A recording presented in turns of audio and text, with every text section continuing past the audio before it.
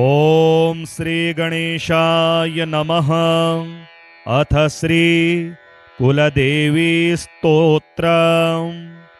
ओम नमस्ते श्री कुलदेवी कुलाराध्या कुलेश्वरी कुलसंरक्षणी माता कौलिक ज्ञान प्रकाशिनी वंदे श्री कुलपूज्या कुलांबा कुलरक्षिणी वेदमाता जगन्माता लोकमाता हितैषिणी आदिशक्ति समुद्भूता त्वया हि संपूर्ण जगत विश्ववन्द्यां महाघोरां त्राहि मां शरणागतं त्रैलोक्यहृदयं शोभे देवी त्वं परमेश्वरी भक्तानुग्रहकारिणी त्वं कुलदेवी नमोस्तुते महादेव प्रियंकरी बालानां हितकारिणी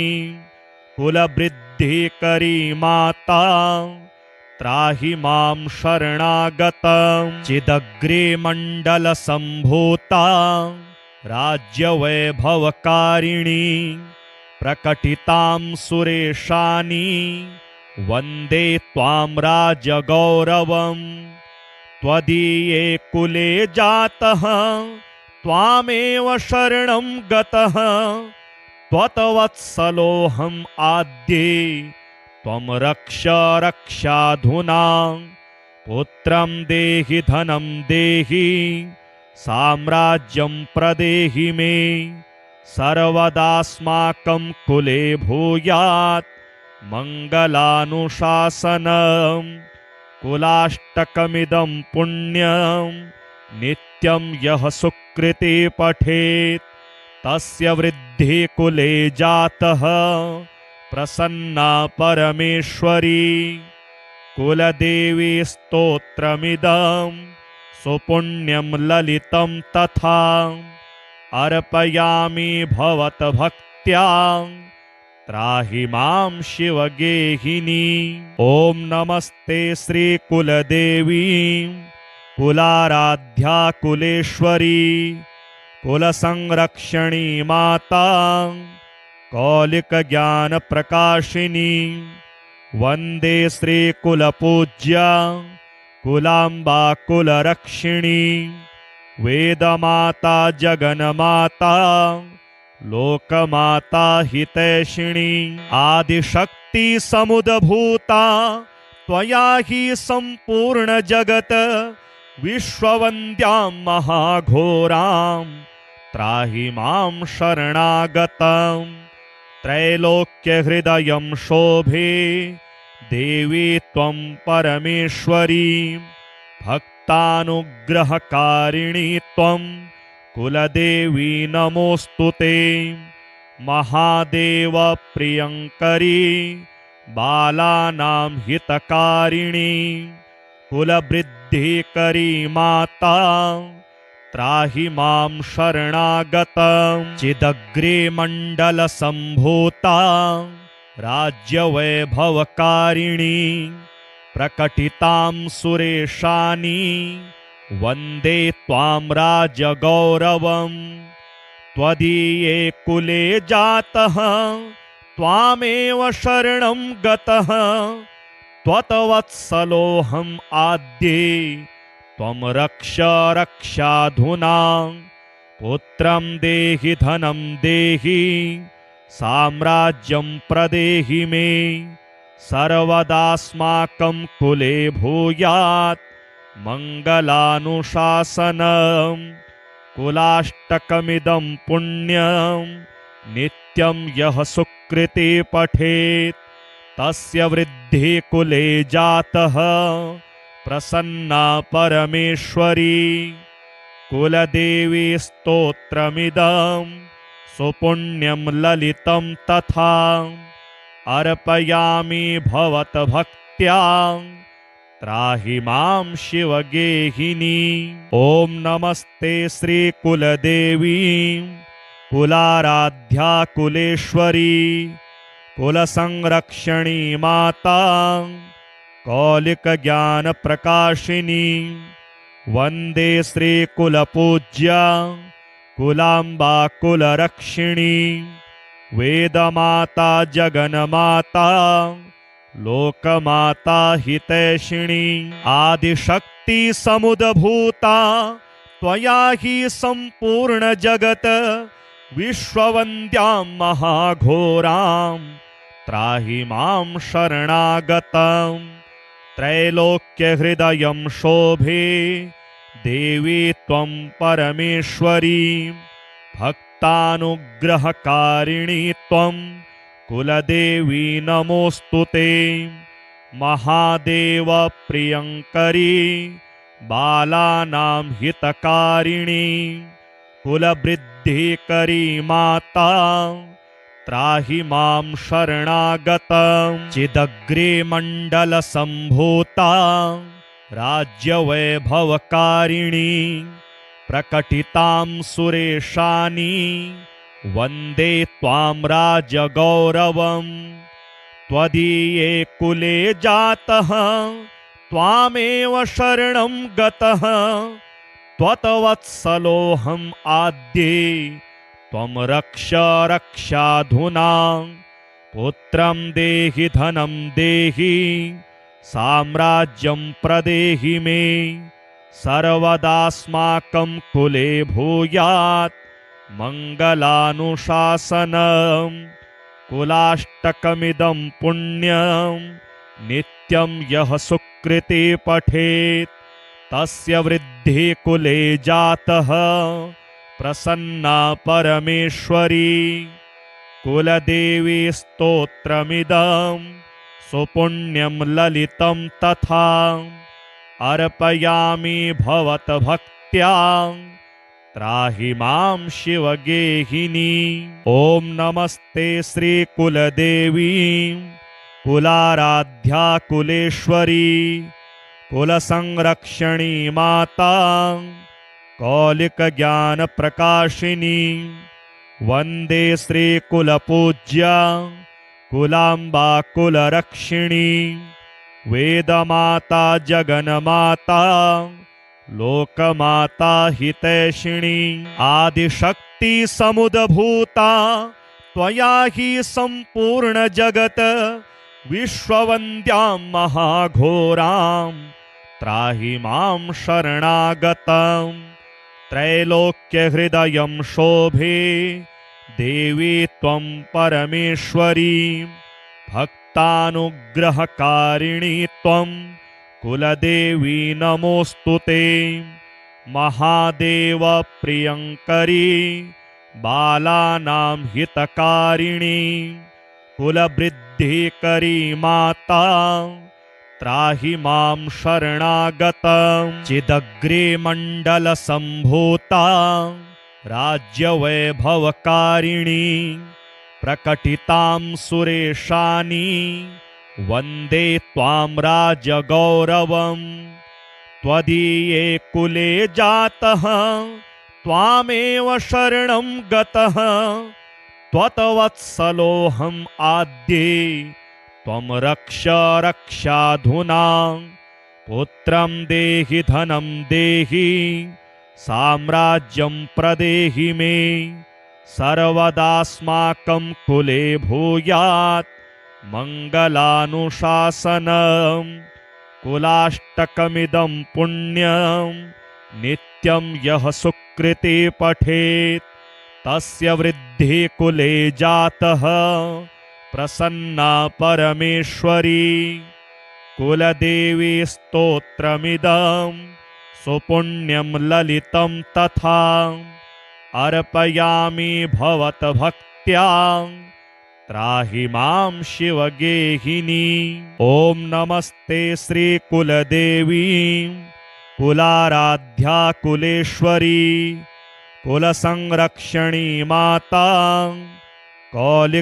कौलिकज्ञानप्रकाशिनी वन्दे श्रीकुलपूज्या कुलाम्बा कुलरक्षिणी वेदमाता जगन्माता लोकमाता हितैषिणी आदिशक्ति समुद्भूता त्वया हि सम्पूर्ण जगत विश्ववन्द्यां महाघोरां त्राहि मां शरणागतं त्रैलोक्यहृदयं शोभे देवी त्वं परमेश्वरी भक्तानुग्रहकारिणी त्वं कुलदेवी नमोऽस्तु ते महादेव प्रियङ्करी बालानां हितकारिणी कुलवृद्धिकरी माता त्राहि मां शरणागतं चिदग्रे मण्डलसम्भूता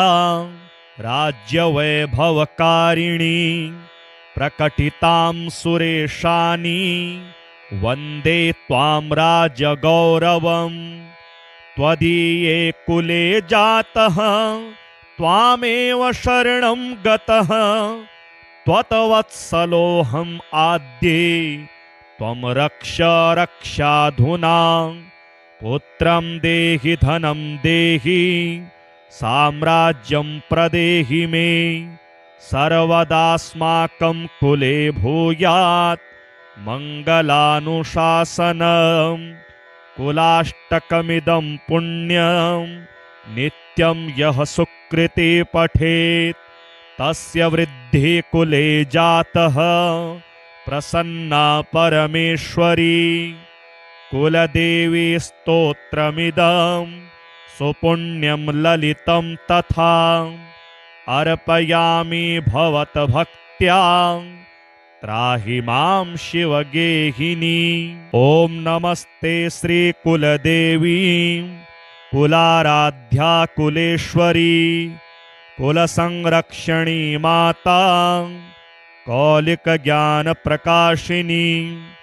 वन्दे श्रीकुलपूज्या कुलाम्बा कुलरक्षिणी वेदमाता जगन्माता लोकमाता हितैषिणी आदिशक्ति समुद्भूता त्वया हि सम्पूर्ण जगत विश्ववन्द्यां महाघोरां त्राहि मां शरणागतं त्रैलोक्यहृदयं शोभे देवी त्वं परमेश्वरी भक्तानुग्रहकारिणी त्वं कुलदेवी नमोऽस्तु ते महादेव प्रियङ्करी बालानां हितकारिणी कुलवृद्धिकरी माता त्राहि मां शरणागतं चिदग्रे मण्डलसम्भूता राज्यवैभवकारिणी प्रकटितां सुरेशानी वन्दे त्वां राजगौरवम् त्वदीये कुले जातः त्वामेव शरणं गतः त्वत्वत्सलोऽहम् आद्ये त्वं रक्ष रक्षाधुना पुत्रं देहि धनं देहि साम्राज्यं प्रदेहि मे सर्वदास्माकं कुले भूयात् मङ्गलानुशासनम् कुलाष्टकमिदं पुण्यं नित्यं यः सुकृते पठेत् तस्य वृद्धिः कुले जातः प्रसन्ना परमेश्वरी कुलदेवी स्तोत्रमिदं सुपुण्यं ललितं तथा अर्पयामि भवद्भक्त्या त्राहि मां शिवगेहिनी। ॐ नमस्ते श्रीकुलदेवी कुलाराध्या कुलेश्वरी कुलसंरक्षणी माता कौलिकज्ञानप्रकाशिनी वन्दे श्रीकुलपूज्या कुलाम्बा कुलरक्षिणी वेदमाता जगन्माता लोकमाता हितैषिणी आदिशक्ति समुद्भूता त्वया हि सम्पूर्ण जगत विश्ववन्द्यां महाघोरां त्राहि मां शरणागतं त्रैलोक्यहृदयं शोभे देवी त्वं परमेश्वरी भक्त भक्तानुग्रहकारिणी त्वं कुलदेवी नमोऽस्तुते। महादेव प्रियंकरी बालानां हितकारिणी कुलवृद्धिकरी माता त्राहि मां शरणागतं। चिदग्रे मण्डलसम्भूता राज्यवैभवकारिणी प्रकटितां सुरेशानी वन्दे त्वां राजगौरवम्। त्वदीये कुले जातः त्वामेव शरणं गतः त्वत्वत्सलोऽहम् आद्ये त्वं रक्ष रक्षाधुना। पुत्रं देहि धनं देहि साम्राज्यं प्रदेहि मे सर्वदास्माकं कुले भूयात् मङ्गलानुशासनम्। कुलाष्टकमिदं पुण्यं नित्यं यः सुकृते पठेत् तस्य वृद्धिः कुले जातः प्रसन्ना परमेश्वरी। कुलदेवी स्तोत्रमिदं सुपुण्यं ललितं तथा अर्पयामि भवद्भक्त्या त्राहि मां शिवगेहिनी। ॐ नमस्ते श्रीकुलदेवी कुलाराध्या कुलेश्वरी कुलसंरक्षणी माता कौलिकज्ञानप्रकाशिनी। वन्दे श्रीकुलपूज्या कुलाम्बा कुलरक्षिणी वेदमाता जगन्माता लोकमाता हितैषिणी। आदिशक्ति समुद्भूता त्वया हि सम्पूर्ण जगत् विश्ववन्द्यां महाघोरां त्राहि मां शरणागतं। त्रैलोक्यहृदयं शोभे देवी त्वं परमेश्वरी भक्तानुग्रहकारिणी त्वं कुलदेवी नमोऽस्तुते। महादेव प्रियंकरी बालानां हितकारिणी कुलवृद्धिकरी माता त्राहि मां शरणागतं। चिदग्रे मण्डलसम्भूता राज्यवैभवकारिणी प्रकटितां सुरेशानी वन्दे त्वां राजगौरवम्। त्वदीये कुले जातः त्वामेव शरणं गतः त्वत्वत्सलोऽहम् आद्ये त्वं रक्ष रक्षाधुना। पुत्रं देहि धनं देहि साम्राज्यं प्रदेहि मे सर्वदास्माकं कुले भूयात् मङ्गलानुशासनम्। कुलाष्टकमिदं पुण्यं नित्यं यः सुकृते पठेत् तस्य वृद्धिः कुले जातः प्रसन्ना परमेश्वरी। कुलदेवी स्तोत्रमिदं सुपुण्यं ललितं तथा अर्पयामि भवद्भक्त्या त्राहि मां शिवगेहिनी। ॐ नमस्ते श्रीकुलदेवी कुलाराध्या कुलेश्वरी कुलसंरक्षणी माता कौलिकज्ञानप्रकाशिनी। वन्दे श्रीकुलपूज्या कुलाम्बा कुलरक्षिणी वेदमाता जगन्माता लोकमाता हितैषिणी। आदिशक्ति समुद्भूता त्वया हि सम्पूर्ण जगत् विश्ववन्द्यां महाघोरां त्राहि मां शरणागतं। त्रैलोक्यहृदयं शोभे देवी त्वं परमेश्वरी भक्तानुग्रहकारिणी त्वं कुलदेवी नमोऽस्तुते। महादेव प्रियंकरी बालानां हितकारिणी कुलवृद्धिकरी माता त्राहि मां शरणागतं। चिदग्रे मण्डलसम्भूता राज्यवैभवकारिणी प्रकटितां सुरेशानि वन्दे त्वां राजगौरवम्। त्वदीये कुले जातः त्वामेव शरणं गतः त्वत्वत्सलोऽहम् आद्ये त्वं रक्ष रक्षाधुना। पुत्रं देहि धनं देहि साम्राज्यं प्रदेहि मे सर्वदास्माकं कुले भूयात् मङ्गलानुशासनम्।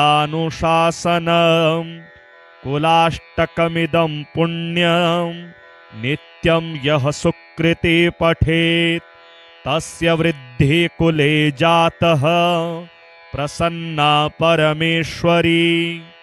कुलदेवी स्तोत्रमिदं सुपुण्यं ललितं तथा अर्पयामि भवद्भक्त्या त्राहि मां शिवगेहिनी। ॐ नमस्ते श्रीकुलदेवी कुलाराध्या कुलेश्वरी कुलसंरक्षणी माता कौलिकज्ञानप्रकाशिनी। वन्दे श्रीकुलपूज्या कुलाम्बा कुलरक्षिणी। वेदमाता जगन्माता लोकमाता हितैषिणी। आदिशक्ति समुद्भूता त्वया हि सम्पूर्ण जगत् विश्ववन्द्यां महाघोरां त्राहि मां शरणागतं। त्रैलोक्यहृदयं शोभे देवी त्वं परमेश्वरी भक्तानुग्रहकारिणी त्वं कुलदेवी नमोऽस्तुते। महादेव प्रियङ्करी बालानां हितकारिणी कुलवृद्धिकरी माता त्राहि मां शरणागतं। चिदग्रे मण्डलसम्भूता राज्यवैभवकारिणी प्रकटितां सुरेशानि वन्दे त्वां राजगौरवम्। त्वदीये कुले जातः त्वामेव शरणं गतः त्वत्वत्सलोऽहम् आद्ये त्वं रक्ष रक्षाधुना। पुत्रं देहि धनं देहि साम्राज्यं प्रदेहि मे सर्वदास्माकं कुले भूयात् मङ्गलानुशासनम्। कुलाष्टकमिदं पुण्यं नित्यं यः सुकृते पठेत् तस्य वृद्धिः कुले जातः प्रसन्ना परमेश्वरी। कुलदेवी स्तोत्रमिदं सुपुण्यं ललितं तथा अर्पयामि भवद्भक्त्या त्राहि मां शिवगेहिनी। ॐ नमस्ते श्रीकुलदेवी कुलाराध्या कुलेश्वरी कुलसंरक्षणी माता कौलिकज्ञानप्रकाशिनी। वन्दे श्रीकुलपूज्या कुलाम्बा कुलरक्षिणी। वेदमाता जगन्माता लोकमाता हितैषिणी। आदिशक्ति समुद्भूता त्वया हि सम्पूर्ण जगत् विश्ववन्द्यां महाघोरां त्राहि मां शरणागतं। त्रैलोक्यहृदयं शोभे देवी त्वं परमेश्वरी भक्तानुग्रहकारिणी त्वं कुलदेवी नमोऽस्तुते। महादेव प्रियङ्करी बालानां हितकारिणी कुलवृद्धिकरी माता त्राहि मां शरणागतं। चिदग्रे मण्डलसम्भूता राज्यवैभवकारिणी प्रकटितां सुरेशानि वन्दे त्वां राजगौरवम्। त्वदीये कुले जातः त्वामेव शरणं गतः त्वत्वत्सलोऽहम् आद्ये त्वं रक्ष रक्षाधुना पुत्रं देहि धनं देहि साम्राज्यं प्रदेहि मे सर्वदास्माकं कुले भूयात् मङ्गलानुशासनम् कुलाष्टकमिदं पुण्यं नित्यं यः सुकृते पठेत् तस्य वृद्धिः कुले जातः प्रसन्ना परमेश्वरी कुलदेवी स्तोत्रमिदं सुपुण्यं ललितं तथा अर्पयामि भवद्भक्त्या त्राहि मां शिवगेहिनी।